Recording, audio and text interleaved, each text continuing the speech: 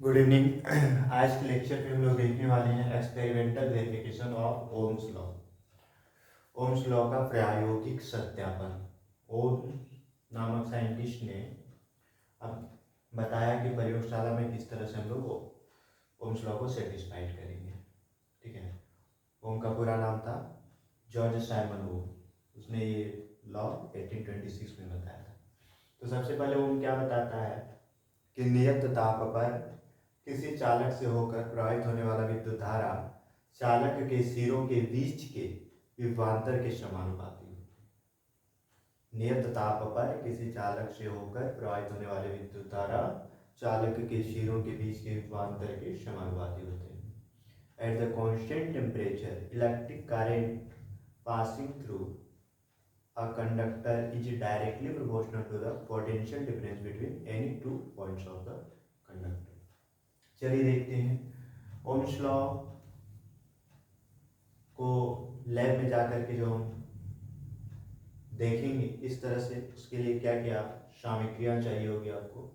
Ammeter चाहिए होगा, voltmeter चाहिए होगा, रियोस्टेट मतलब परिवर्तनशील प्रतिरोध चाहिए होगा, प्रतिरोध चाहिए होगा, कनेक्टिंग वायर चाहिए होगा, स्विच चाहिए होगा जिसको की बोलते हैं, बैटरी चाहिए होगा या सेल चाहिए होगा।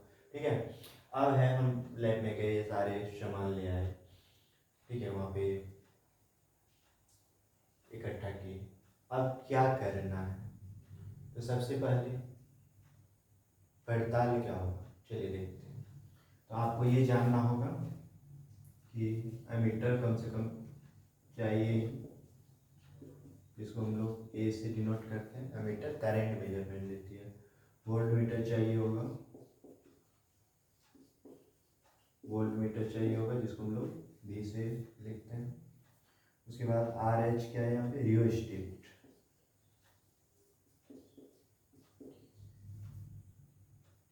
रियोस्टेट माने परिवर्तनशील प्रतिरोध। ये आपको जानना है कि ए एमीटर है, बी वोल्टमीटर है, आर एच रियोस्टेट है। अब बात करते हैं, हम लोग लैब पे गए। ठीक है। इस तरह का हम लोग सर्किट अरेंजमेंट कर दिए ओम्स लॉ के वेरिफिकेशन के लिए। तो जांच के लिए हम लोग को क्या करना पड़ेगा? ठीक है, जांच के लिए हम लोग को क्या करना पड़ेगा तो याद रखेंगे जांच में क्या, किस तरह से उसको जांच करेंगे। तो जांच में याद रखना है कि ओम के नियम के सत्यापन के लिए परिपथ जो हम लोग सजाएंगे उसमें एमीटर को हमेशा श्रेणी क्रम में तथा वोल्ट मीटर को हमेशा समानांतर क्रम में, एमीटर को श्रेणी क्रम में और वोल्ट मीटर को समांतर क्रम में रखेंगे। ऑब्जेक्टिव टाइप क्वेश्चंस भी एराइज होता है आपका कि एमीटर को परिपथ में कैसे जोड़ते हैं, तो श्रेणी क्रम में और वोल्ट मीटर को समांतर क्रम में, एमीटर को सीरीज में, वोल्ट मीटर को पैरेलल में। ठीक है। तो ओम के नियम के सत्यापन के लिए एमीटर को श्रेणी क्रम में तथा वोल्टमीटर को समांतर क्रम में जोड़ देते हैं। ठीक है। अब क्या होगा, हम लोग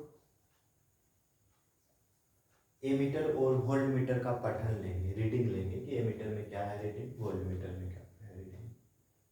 ठीक है। एमीटर और वोल्टमीटर का रीडिंग लेंगे। उसके बाद अलग अलग रीडिंग प्राप्त करने के लिए हम लोग रियोस्टेट का यूज करेंगे। ठीक है, परिवर्तनशील प्रतिरोध, जिससे एमीटर और वोल्टमीटर में अलग अलग रीडिंग है। क्योंकि रियोस्टेट क्या है, परिवर्तनशील प्रतिरोध का मान घटा सकते हैं, बढ़ा सकते हैं। ठीक है। तो उस कंडीशन में प्रतिरोध घटेगा बढ़ेगा तो एमीटर और वोल्टमीटर का रेटिंग में भी इफेक्ट पड़ेगा। यानी हम लोग पुनः एमीटर और वोल्टमीटर का रीडिंग लेंगे, पठन लेंगे। यह प्रक्रिया 15 से 20 बार दोहराएंगे और जो हमें मिलेगा उसके अनुरूप हम एक टेबल बना लेंगे। ठीक है। तो टेबल में क्या होगा,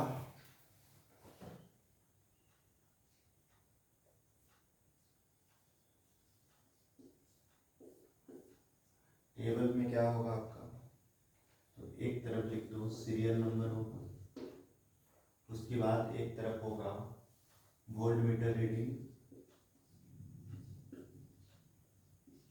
वोल्ट मीटर रीडिंग एक तरफ होगा एमीटर रीडिंग, एमीटर रीडिंग और एक तरफ होगा आर, आर यानी V अपॉन आई, V और I का रेशियो, ये पास होना चाहिए।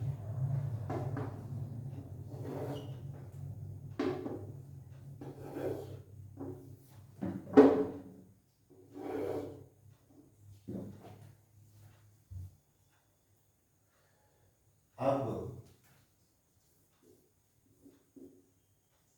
याद रखना है कि वोल्ट मीटर का जो रीडिंग होगा वो हमेशा वोल्ट में होगा और एमीटर का रीडिंग जो होगा वो हमेशा, एमीटर यानी करंट मेजरमेंट देता है, तो करंट का यूनिट क्या होता है आपका, करंट का यूनिट क्या होता है, करंट का यूनिट होता है एम्पियर। तो ये रीडिंग वोल्ट मीटर V में और एमीटर का रीडिंग एम्पियर होता है ए में लेंगे, और यहाँ आर यानी वोल्ट मीटर और एमीटर यानी वोल्टेज या पोटेंशियल डिफरेंस और एमीटर यानी करंट का जो रेशियो वो लेंगे आर। तो बहुत सारी प्रक्रिया दोहराने हैं आपको 15 से 20 बार, उसमें से मान लो हम लैब में बैठे हुए क्या क्या आ सकता है, ठीक है, किस तरह से हम लोग करेंगे वो तो करके दिखाना है, बट हम यहाँ पे लेते हैं first, second step, third step, fourth step, 5 step, 6 step, इस तरह से कई स्टेप लेंगे। मान लो वोल्ट मीटर का रीडिंग हमने 1 देखा, वोल्ट मीटर में क्या रीडिंग देखा 1, एमीटर में भी कुछ रीडिंग हो, सपोज मुझे रीडिंग मिला 0.5, इसमें सपोज हमने देखा 1.5 देखा, इसमें कुछ मिल या तो 2 ही, सपोज इसमें मिला 2, इसमें कुछ मिलेगा 1, इसमें सपोज मिला आपका 3, यहाँ कुछ रीडिंग होगा 1.5, सपोज ये मिला 4, इस तरह से 5, 2.5, ठीक है, ये सपोज 6 मिला, ये 3, इस तरह से प्रक्रिया हम लोग आगे बढ़ेंगे, ठीक है। मान लो यहाँ पे मिला आपका 7, 3.5,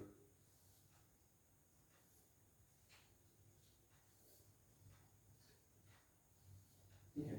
तो ये आपको रीडिंग देख के लिखना होगा, मुझे कॉन्सेप्ट पता है इसलिए हमने लिख दिया, वोल्ट मीटर में कुछ रीडिंग आएगा उसी कंडीशन में एमीटर का भी रीडिंग हम लोग लिख लेंगे, और दोनों का रेशियो करेंगे, सपोज 1/0.5, 2/1, 3/1.5, सब में अगर रेशियो करेंगे तो आपको फिक्स वैल्यू मिलेगा। यहाँ पे जैसे आ रहा है 2, तो 2 ही मतलब नहीं होता है, वहाँ पे कॉन्स्टेंट आएगा, यानी वोल्ट मीटर और एमीटर का जो रीडिंग मिलेगा अगर उसको राउंड फिगर पे देखेंगे तो ये आपके यहाँ पे मिलेंगे कॉन्स्टेंट,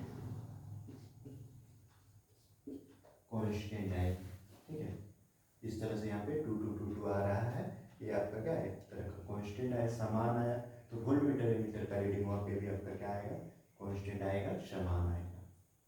अब जब हम लोग ये टेबल बनाएंगे तो इस टेबल के अकॉर्डिंग हम लोग क्या करेंगे, तुरंत एक ग्राफ बनाएंगे, ग्राफ देखिए ग्राफ किस तरह से बनाया जाएगा।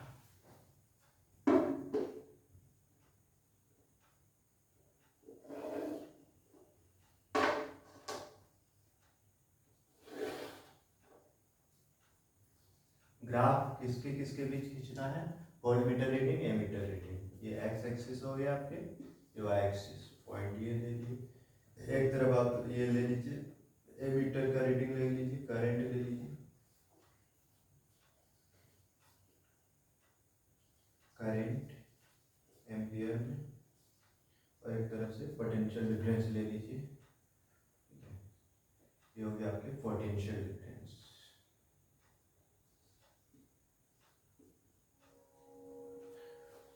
लिखते हैं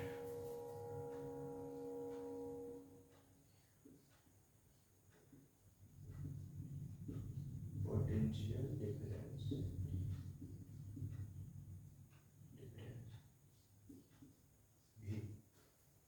तो कहने का मतलब एक तरफ करंट एक तरफ पोटेंशियल डिफरेंस, एमीटर और वोल्ट मीटर, ठीक है, A for ampere B for volt के बीच हम लोग क्या करेंगे, एक ग्राफ खींचिए, ठीक है, इस अकॉर्डिंग ये टेबल के अकॉर्डिंग वोल्टमीटर 1 2 3 इस तरह से एमीटर का ये। तो हमें जो मिलने वाला लाइन मिलेगा वो एक स्ट्रेट लाइन मिलेगा आपका।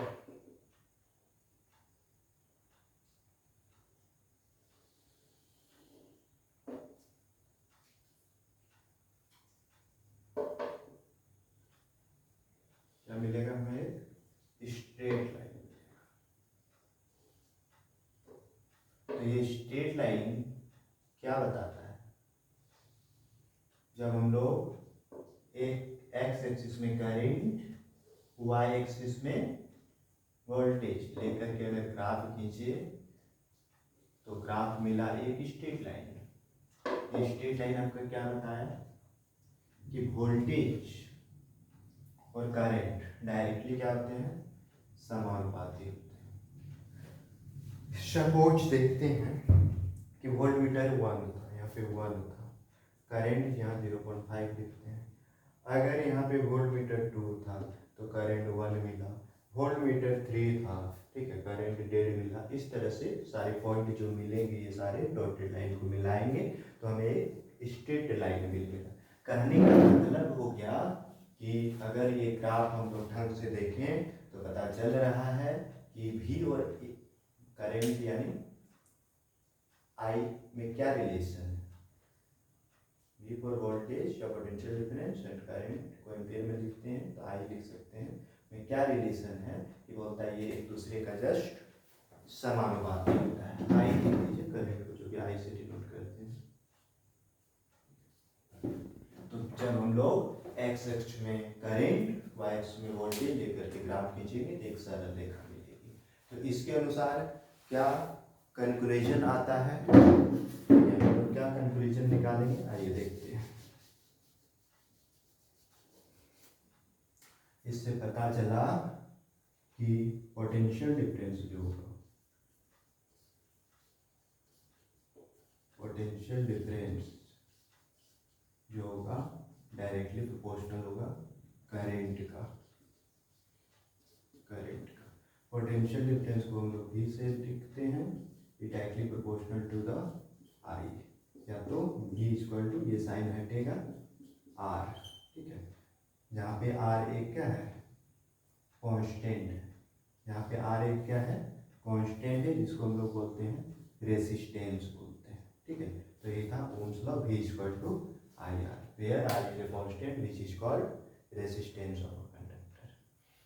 कहने का मतलब है ओम के नियम का सत्यापन क्या करेंगे या स्टेटमेंट क्या है कि नियत ताप पर किसी चालक से होकर प्रवाहित होने वाला विद्युत धारा जो होगा वो क्या होगा? चालक के सिरों के बीच के विभवांतर के समानुपाती होती है। At the constant temperature electric current passing through a conductor is directly proportional to the potential difference between any two points of the conductor. तो इसमें से हमारा वोल्ट मीटर है V, एमीटर है A और ये RH है परिवर्तनशील प्रतिरोध रियोस्टेट। तो जांच के लिए क्या करेंगे? ओम के नियम के जांच के लिए हम लोग एमीटर को श्रेणी क्रम में, वोल्ट मीटर को समानांतर क्रम में जोड़ देंगे, ठीक है, और इस तरह का सर्किट बनाएंगे। अब क्या करेंगे? हम लोग एमीटर और वोल्ट मीटर का कॉरेस्पॉन्डिंग रीडिंग लेंगे, संगत रीडिंग लेंगे कि एमीटर वोल्ट मीटर का क्या रीडिंग है। अब हम लोग रियोस्टेट का यूज करेंगे और फिर एमीटर वोल्ट मीटर का रीडिंग लेंगे, 15 से 20 बार प्रक्रिया दोहराएंगे, ठीक है। तो उसके अनुसार फिर एमीटर वोल्ट मीटर रीडिंग लिया जाएगा और उसके अनुसार फिर हम लोग एक टेबल बनाएंगे। टेबल में वोल्ट मीटर एमीटर का रीडिंग लेंगे, फिर दोनों का रेशियो लेंगे, ठीक है, यानी पोटेंशियल डिफरेंस और करंट जो है, ठीक है, उसके बीच का रेशियो लेंगे, अर्थात R/I। तो हमें क्या मिलेगा? एक कांस्टेंट मिलेगा, यानी जो भी रेशियो आएगा सारे कंडीशन में 15 से 20 बार या जितनी बार दोहराएंगे आपके क्या मिलेंगे? फिक्स मिलेंगे। अब इस टेबल के अनुसार हम लोग क्या कर रहे लेंगे? एक ग्राफ खींच लेंगे, ठीक है, तो हमें एक सरल रेखा प्राप्त होगी, स्ट्रेट लाइन प्राप्त होगी। तो ग्राफ से स्पष्ट हो जाता है कि पोटेंशियल डिफरेंस जो होंगे, ठीक है, पोटेंशियल डिफरेंस जो होंगे करंट के प्रोपोर्शनल होंगे, समानुपाती होंगे, अर्थात भी जो होंगे directly proportional to the I, that means current. ये साइन हटेंगे तो यहाँ V equal to IR, where R is a constant which is called resistance of the substance. Resistance क्या है? जो कि विद्युत धारा के मार्ग में रुकावट डालता है। प्रतिरोध वह पदार्थ है जो कि विद्युत धारा के मार्ग में रुकावट डालता है। Resistance is a substance which opposes the direction of करें। ठीक है, तो ये था आपका ओम के नियम का प्रायोगिक सत्यापन। Okay, best of luck.